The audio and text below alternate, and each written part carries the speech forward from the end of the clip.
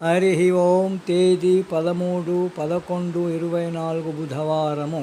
దేవాది దేవుడు శ్రీకృష్ణ పరమాత్ముని అనుగ్రహముతో పూజ్య శ్రీ శ్రీ శ్రీ నిత్య శుద్ధానందగిరి స్వాముల వారి దివ్య ఆశీస్సులతో పూజ్య శ్రీ శ్రీ శ్రీ శివానంద స్వాముల వారి దివ్య మార్గదర్శకత్వములో 1000 రోజుల తపస్సు అనే కార్యక్రమములో శ్రీ విష్ణు సహస్రనామ జ్ఞాన యజ్ఞములో శ్రీ విష్ణు సహస్రనామాల నుండి 51వ శ్లోకము.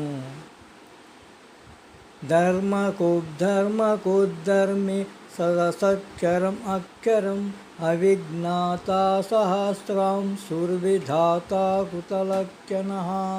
విష్ణు సహస్రనామాల నుండి 476వ నామము ధర్మకృత్. ఓం ధర్మకృతే నమః.